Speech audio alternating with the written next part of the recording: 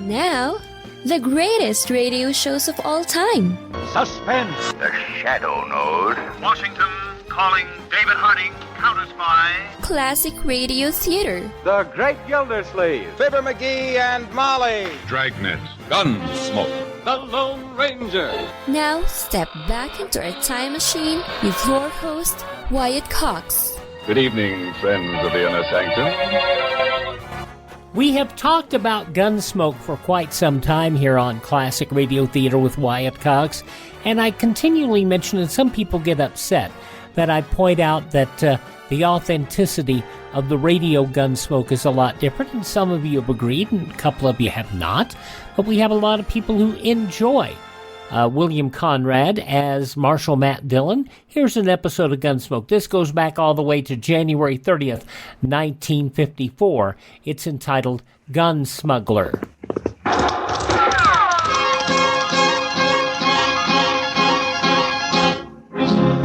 Around Dodge City and in the territory on West, there's just one way to handle the killers and the spoilers, and that's with a U.S. Marshal and the smell of Gunsmoke.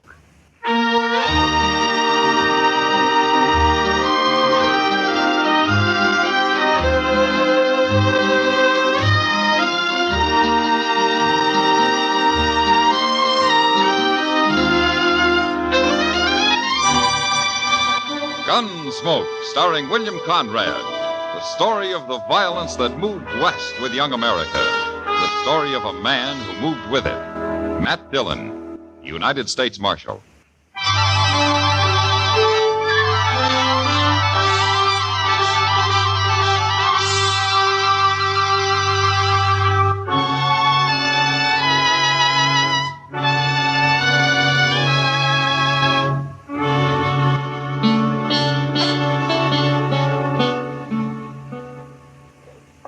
Over here, Matt. Take a look at these. What? Which you think's prettiest? Oh. I don't wear galluses, Kitty.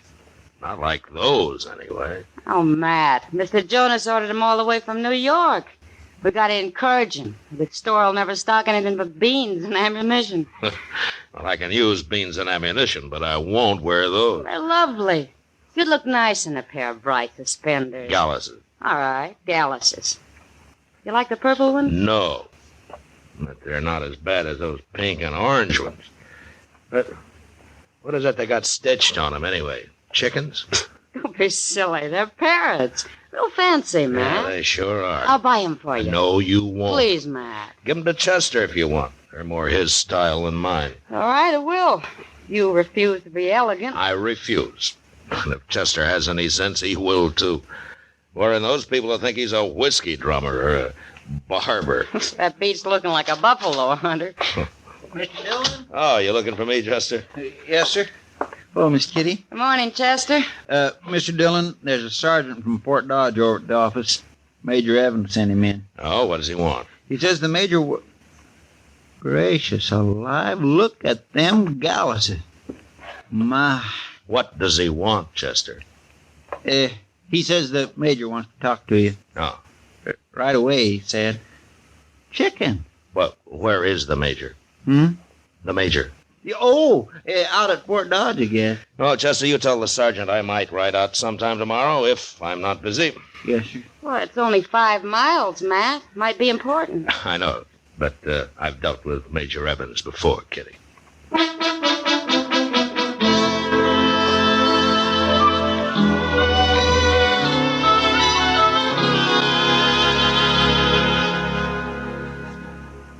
Was there any mail this noon, Chester? No, sir, not a thing.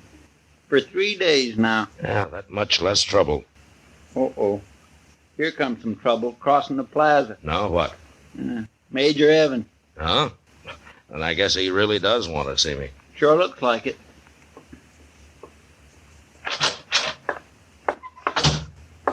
Good afternoon, Marshal. Well, how are you, Major? Don't you sit down? No, thanks.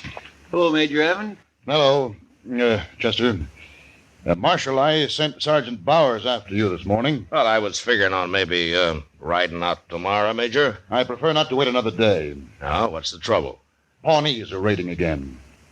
I hadn't heard that. Well, it's an Army matter. Except for one thing. No? They've been supplied with rifles, Marshal, and I'm convinced those rifles come out of Dodge. Why? Well, it's the closest source of supply, and I want you to stop it. I'll gladly stop it, Major. If it's true. We can find that out easily enough. How? We'll go over and see Mr. Jonas right across the street there. I'll be back shortly, Chester. Okay. Come along, Major. Who is this Jonas, Marshal? He's the only man in Dodge who sells rifles. Oh, I see. Anybody who's been buying lately, he'll know. Can he be trusted? I trust him. Well, somebody's been buying rifles here, and they might have paid this Jonas to keep it quiet. He isn't that kind of a man, Major.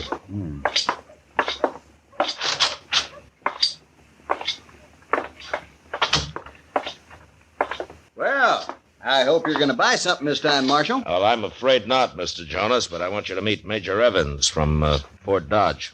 How do you do, Major? Mr. Jonas? What can I do for you? We'd like to know if anybody's been buying rifles in quantity lately. Indian trouble, huh? Yeah, I told you, Marshal. Told him what? That you've been selling rifles to some gun smuggler. No, Major, I don't believe I have. How do you know whether you have or not? Anybody can walk in here. Sure they can. But if I didn't know them, and they bought up a wagon load of rifles on the sudden, I'd tell the marshal about it right off. The only men who've ever been in here are buffalo hunters, and they only buy 2 or 3 rifles at the most. Well, Major? Those rifles are coming from Dodge somehow. I know they are. And I'll stop it if I have to search every wagon that leaves here. You mean you'd use soldiers for that? Yes. That'd be trouble. Sooner or later, they'd try to stop some hardhead who'd start shooting. Soldiers are trained to shoot back, Marshal. I don't want innocent men shot down for no reason at all, The Major. Pawnees raided a ranch down on Crooked Creek just this morning, Marshal, 50 miles from here. What? They did? Well, how come nobody's heard about it? The man and the woman can't be moved, and their 2 boys were killed at once. The cavalry patrol found them this morning and sent a messenger to the fort. Well, why didn't you tell me this before? We got to get Doc down there. I'm on my way there myself. We'll give you an escort, Marshal. Good. If you can keep up with us.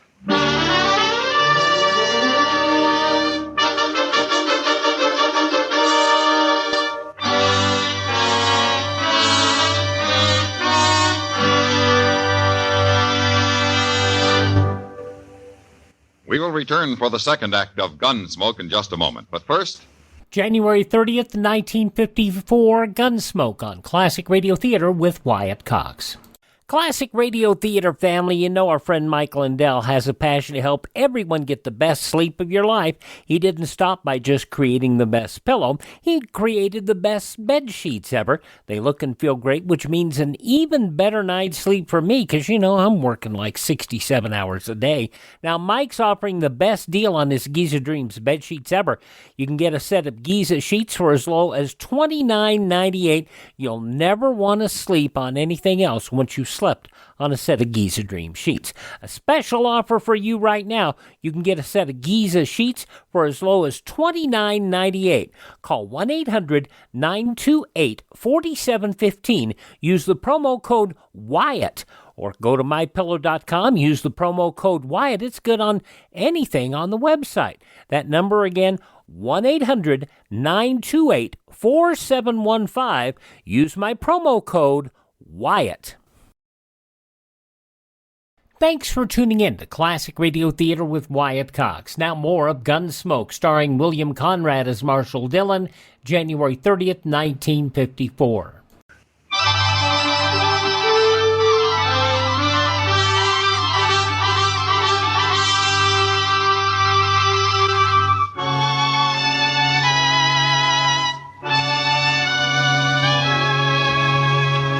We rode hard, but it was nearly dawn when we reached what was left of the ranch on Crooked Creek. It had been burned, of course, and the stock destroyed. Half a dozen men of the cavalry patrol were standing on all-night watch while their Indian scout Tobil slept peacefully in his blanket. The lieutenant in charge informed us that the man and the woman had both died soon after he dispatched his messenger to Fort Dodge. But Doc wanted to have a look at him anyway, so Major Evans and Chester and I went to the fire. Had a cup of coffee.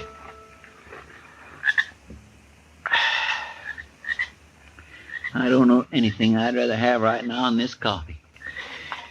You ought to join the Army, Chester. The Army doesn't usually serve coffee all night, and I don't approve of this fire. Major, look at Tabeel over there. If he thought the Pawnees would be back, he'd have put the fire out himself. Sound asleep. I suppose you're right, Marshal. After all, he's an Indian himself. He's a good scout, too. Yeah, I've known Tabeel a long time. He's rather undisciplined, but valuable. I'll bet he is. On both counts. Oh, Doc. Well? All the usual things, Matt. And a few new ones. Chester, get Doc some coffee, will you? Oh, sure. Scalped, I suppose. For a start, Major. Worse than that?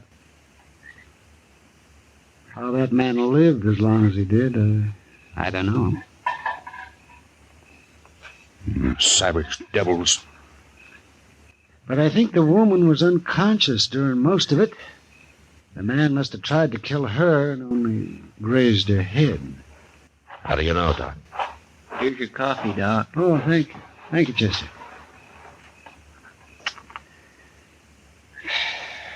The groove across her head was too narrow for a rifle bullet, Matt.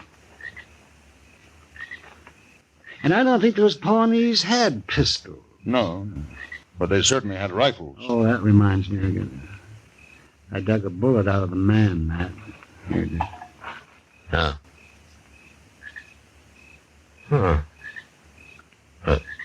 That's funny. What is? This is a .44 caliber. You don't see many of them anymore. Here, take a look, Major. Yeah, yes, I believe you're right. What do you make of it, Marshal? Major, I think I can find this gun smuggler. You do? Yeah. I'd like to borrow Tabeel over there to help me. My scout? What for? Well, those Pawnees have a day's start on us, but with Tobeel's help, I think I can catch up with them. Oh, no. I'm afraid that'd bring out the whole tribe.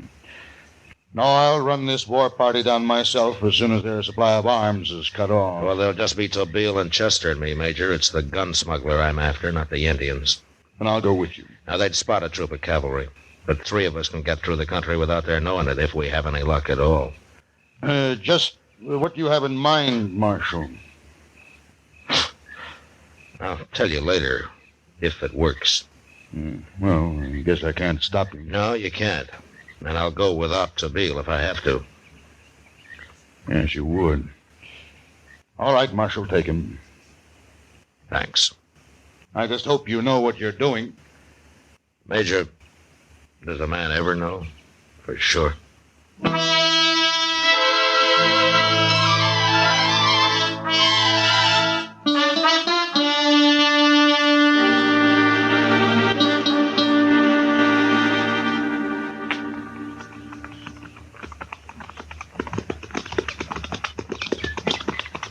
Pawnee ride slow. They don't think we follow. Well, I just hope they don't find out, Tabeel. Too bad they find out. Maybe 30 Pawnee war party. They kill us very easy. We better breathe our horses a little. Let's stop here.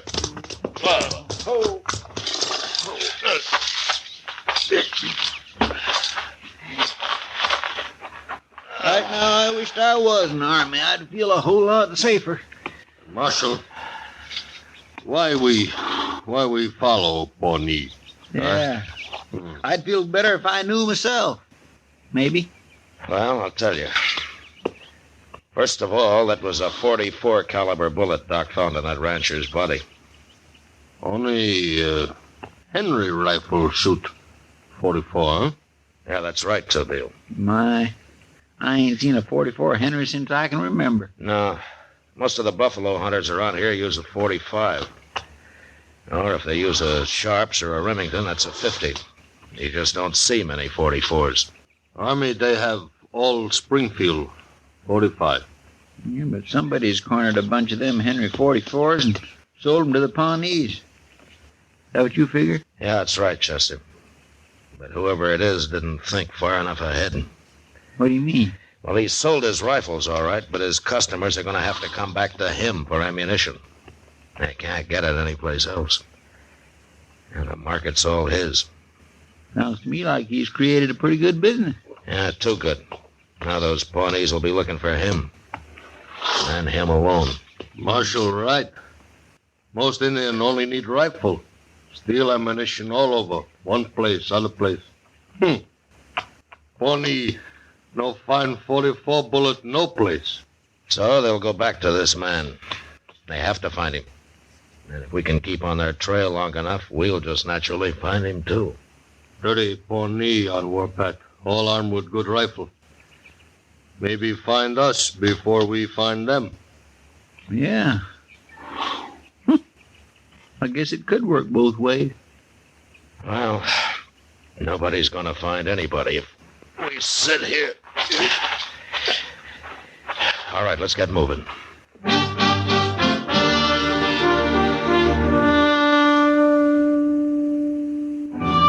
The Pawnee Trail led south in a straight line, as though they knew exactly where they were going.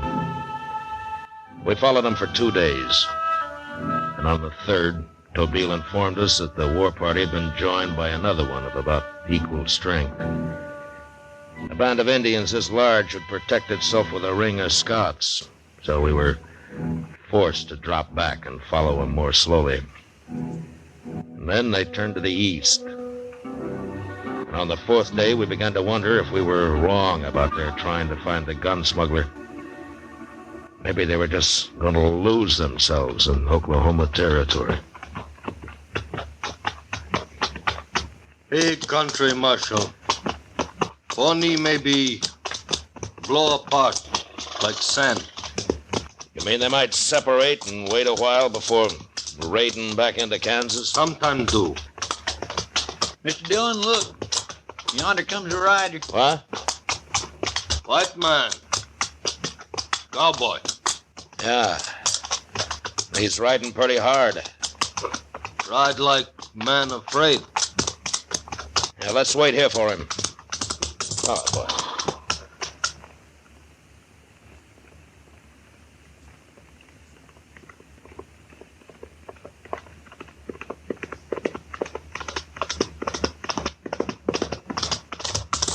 Hello. Hello. You're headed in the wrong direction. Oh, why? If you men are smart, we'll turn around and ride.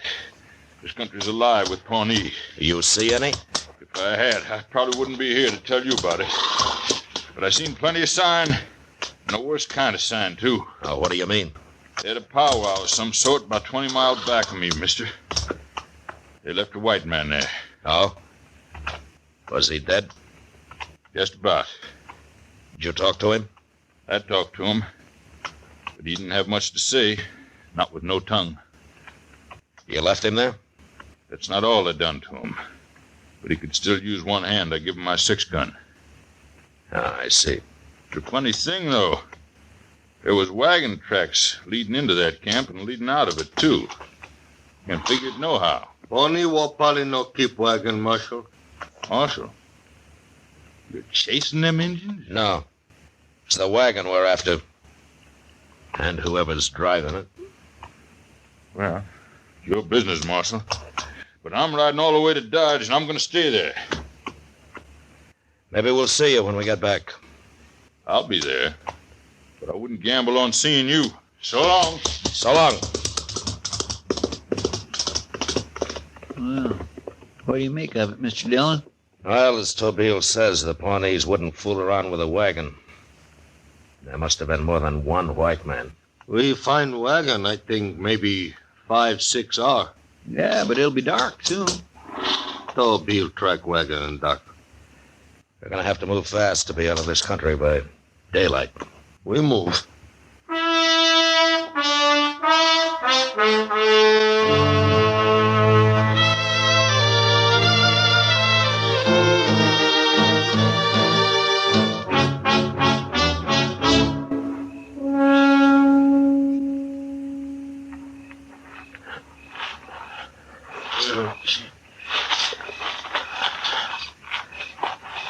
Yeah, that's the wagon.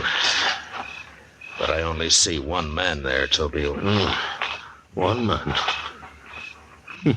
Big fire. Full white man fire. Well, we've crawled close enough. Let's stop here. Yeah. We gonna rush him, Mr. Dillon? If he starts shooting, Chester, we'll have the Pawnees down on us. Wait for sleep. Tobeel. Crawl up. Cut throat. No. No, Tobeel. I gotta be sure this is the right man. William Conrad as Marshal Matt Dillon, Parley Bear as Chester Proudfoot, and Georgia Ellis as Kitty, and we can't forget Doc Adams being played by somebody that a lot of you remember better as Floyd the Barber. Yes, Howard McNear. Gunsmoke, January 30th, 1954, here on Classic Radio Theater with Wyatt Cox. The conclusion follows these important messages.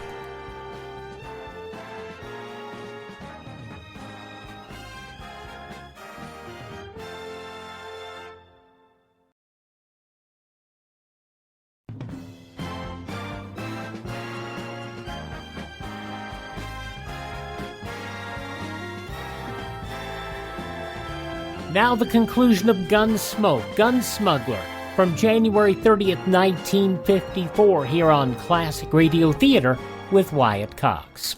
I gotta be sure this is the right man. Yeah, but how are you gonna find out?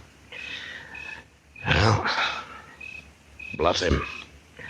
Look, Chester, you and Tobeel stay here. I'm gonna walk up to that fire. You're taking an awful chance, Mr. Dillon. Play on me. Thanks.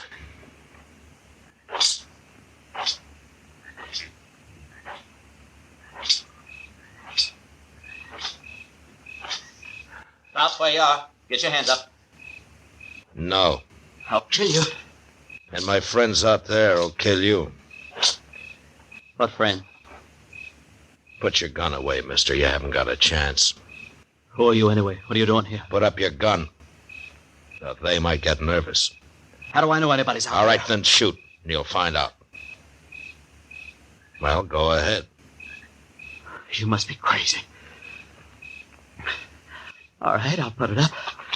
There. All right, now tell me about you and the Pawnees. Pawnees? What are you talking about? I want to know where you got those rifles you sold them. Those Henry 44s. You're a lawman. Don't try it, mister. You can't outdraw me. Maybe not. But I'd sure bring them Indians down on you fast. Bet you won't live to see them. I won't hang either. You won't hang. You'll get about 10 years in prison. It's not enough, but that's all you'll get. What are you, a sheriff or something? A U.S. Marshal. No, Marshal, all I gotta do is shoot, or make you shoot. And them Pawnees will take care of the rest. So, I make you a deal. I don't make deals, mister. But you have to make this one if you want to live. Because I've decided I'd just as soon die right here as spend 10 years in prison. Well, what about your partner? A partner? You know everything, don't you? Just about. You can't touch him. He's with the Pawnees. They keep him as sort of a hostage till I get back from Tascosa with more ammunition. You buy the rifles in Tascosa? Sure. But them Indians is kind of mad about not finding 44 caliber bullets real handy. We foxed them good. You're not very bright, mister. How do you suppose I know about your partner? How did you? We found him where you met the Pawnees. He was dead. Dead? Yeah. You want me to tell you about it? Well, what's there to tell? They got mad and killed him. He died slow, mister. Real slow. They tortured him. That's right. He wasn't very pretty when we found him. I don't want to hear about it. He was your partner. Might happen to you, I said too. I don't want to hear about it. Well, I'm going to tell you about it anyway. First of all, they No, cut his... don't tell me. I can't stand that. I hate that. All right, then listen to me. You start shooting, I'm not going to kill you, or neither are my friends. But the Pawnees will come, and they'll think you tried to fool them. They'll do worse things to you than they did to him. I couldn't go through that. I've seen what they do. All right, give me your gun. Come on. Take it. I don't care what happens as long as they don't get me. All right. Now go get your horse, mister. And hurry. And none of us will get out of here.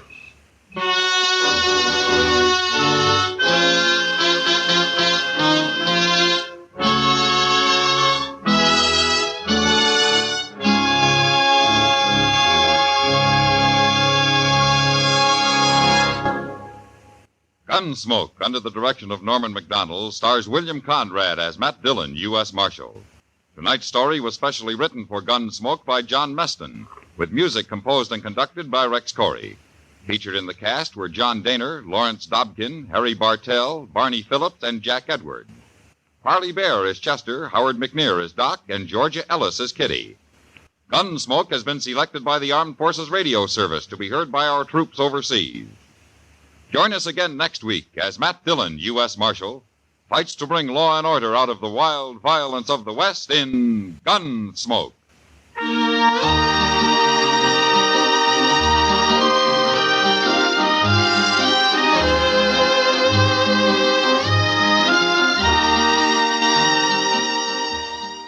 Norman Macdonald said MacDonald had a guarded interest in taking the show to television, but publicly he declared our show was perfect for radio. And he feared, as John Dunning writes in On the Air, the Encyclopedia of Old-Time Radio, which you can purchase on our webpage, classicradio.stream, Gunsmoke, confined by a picture, could not possibly be as authentic or attentive to detail. In the end, wrote Dunning, CBS simply took it away from Norman Macdonald and began preparing for the television version. January 30th, 1954, Gunsmoke on Classic Radio Theater with Wyatt Cox. Well, let's start another yours truly Johnny Dollar story. This one is the Flight 6 matter. This episode originally broadcast January 30th, 1956.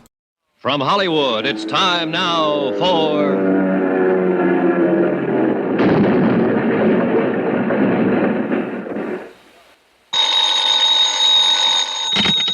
Johnny Dollar. Pete Codley, Johnny. Guaranteed transport. Oh, hiya, Pete. Seen the papers? No, I just got up. Why? What's happened? Air crash, for one thing. Air crash? Where? Mexico. Flight 6, Aztec Caribbean line, Mexico City to Havana. Crashed in the mountains 10 minutes after takeoff. 7 passengers and a crew of 3. Survivors? The way it sounds, none. Oh, tough. How do you come into it, Pete? We underwrite a company that handles flight insurance down there. 3 of the passengers bought policies at the airport. We're stuck for $75,000. This is a nice time of the year in Mexico, Johnny. What do you want me to do? Find out why it crashed? No, I know why it crashed. Somebody meant for it to. What do you mean? That plane blew up in midair. I'll get you a reservation.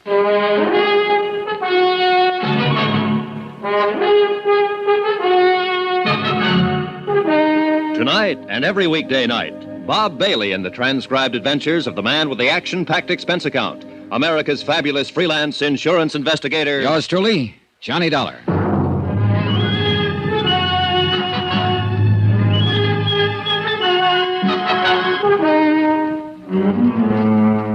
Expense account submitted by Special Investigator Johnny Dollar to the Home Office, Guaranteed Transport Insurance Company, Hartford, Connecticut. The following is an accounting of expenditures during my investigation of the Flight 6 matter. Item 1, $173.20, airline fare and incidentals, Hartford, Connecticut to Mexico City.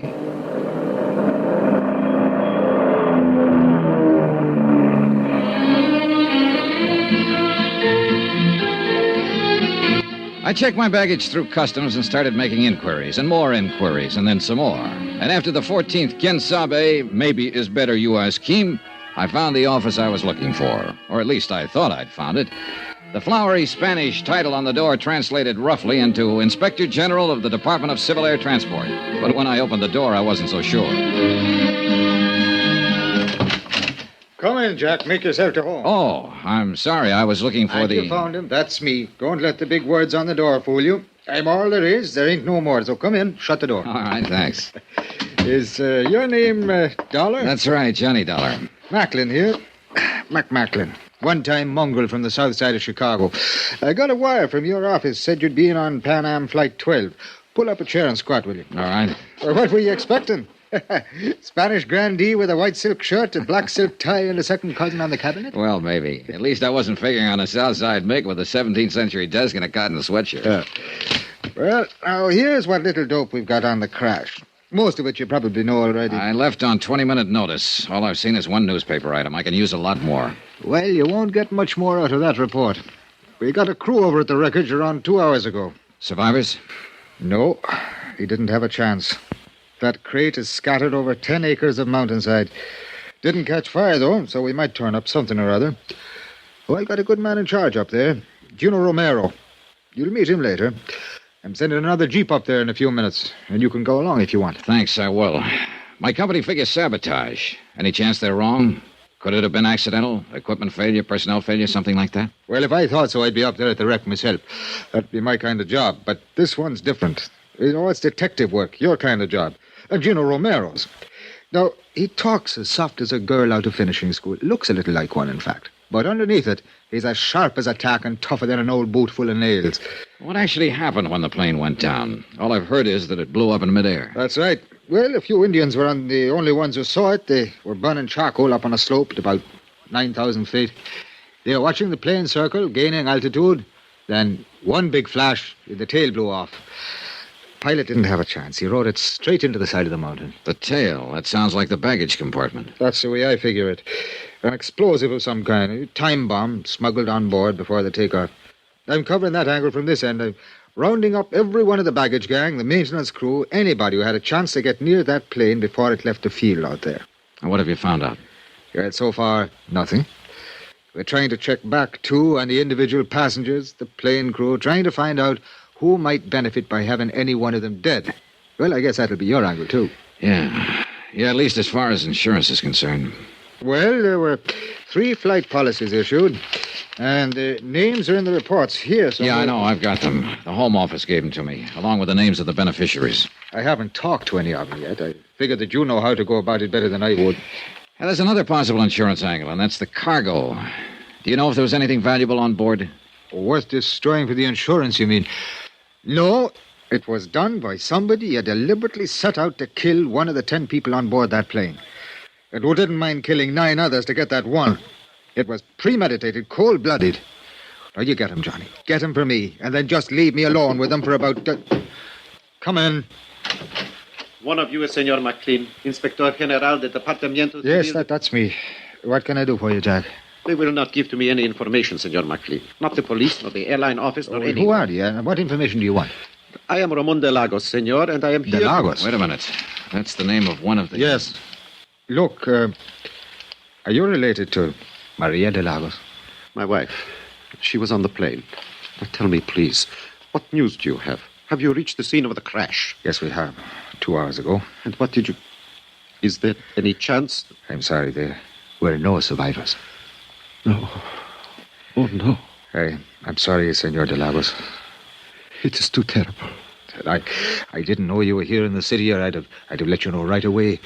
I sent word to your office in Havana. I have been here for 6 weeks. Maria came for a visit only a few days ago. Now? I know, it's a rough deal. I am sorry. Oh, this is Johnny Dollar from the States. Senor. How do you do, sir? He's here to investigate the cause of this thing. What is the use, senor? It will not return life to the dead. No, but I don't like to see a murderer get away with it. A murderer? Then the rumors are true. The plane was destroyed deliberately. It is hard to believe that anyone would...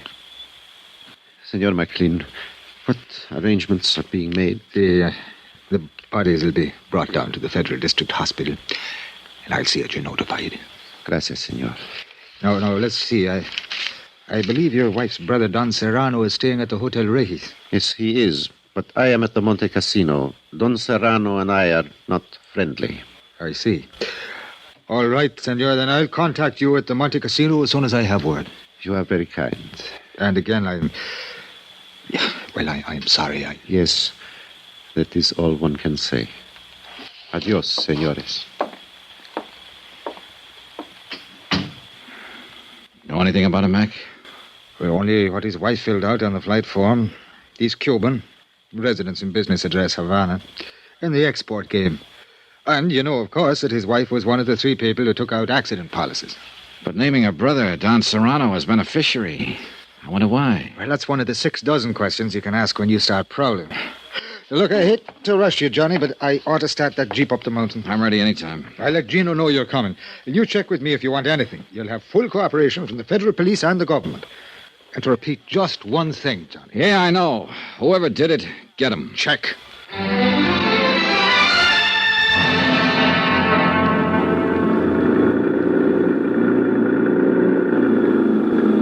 The jeep driver was a young Mexican boy who'd been brought up in the best and wildest chauffeuring traditions of the capital. He knew only one way to drive, with both accelerator and horn wide open. Since most of the other drivers were playing the same game, it was a sheer miracle that we ever got through the narrow streets of the city and finally reached the open valley. Maybe the colored postcard pasted on the dashboard, a picture of the Virgin of Guadalupe, had something to do with it. We finally left the last cart road and bumped along a narrow woodcutter's trail, cleared and widened enough now so that we could drive into the crash area and miss the 1.5-mile walk the first rescue party had been forced to take. For some reason, only a small part of the wreckage had caught fire and burned, and the rest was strewn piecemeal along a great raw gash through the trees and brush. Men in uniforms of the Mexican Army searched through the tragic debris, lifting, sorting, and collecting. And nearby, a silent group of Indians were watching, with the age-old sadness in their eyes. You are Senor Dollar, no? Yes. Gino Romero, senor. Oh, glad to know you, Gino. It's a terrible thing, no? Yeah. Any ideas yet? Not of importance, but it's certain nowadays. It was caused by one explosion which has occurred in the baggage compartimento. Véngase.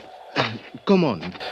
We have found many pieces which can be identified, can be known which part of the plane they are in before the crash. I see. Toward the front, these pieces are more large, but in the back, near the tail, they are very little. Oh, here, you look.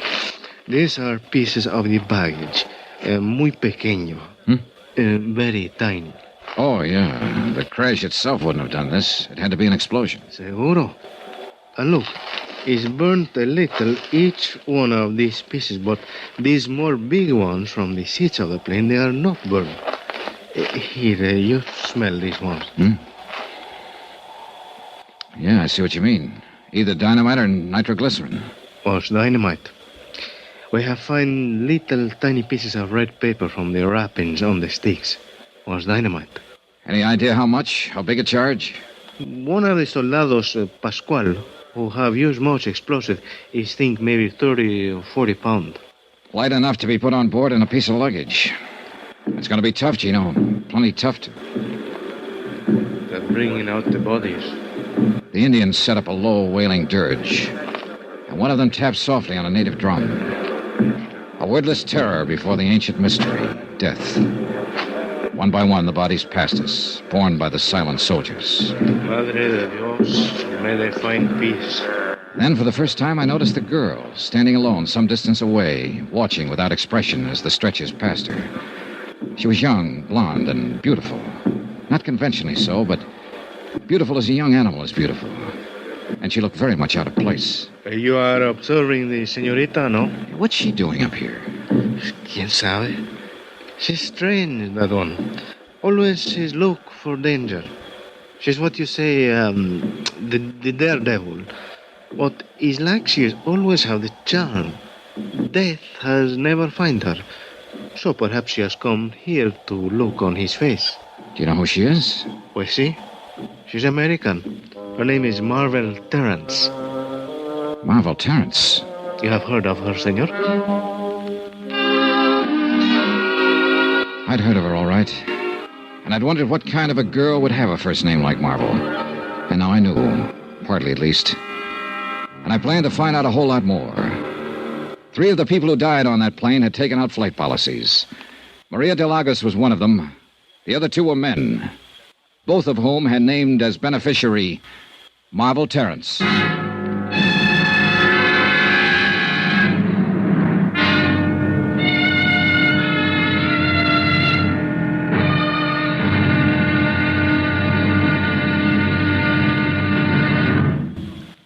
here's our star to tell you about tomorrow's intriguing episode of this week's story. Tomorrow, a fighting girl and a lucky break. And then murder cancels the score. Join us, won't you? Yours truly, Johnny Dollar.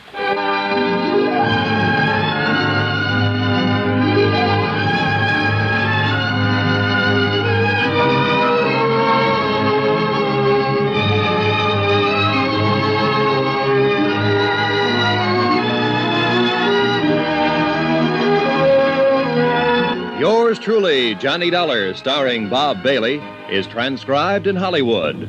Written by Les Crutchfield, it is produced and directed by Jack Johnstone. Be sure to join us tomorrow night, same time and station, for the next exciting episode of Yours truly, Johnny Dollar.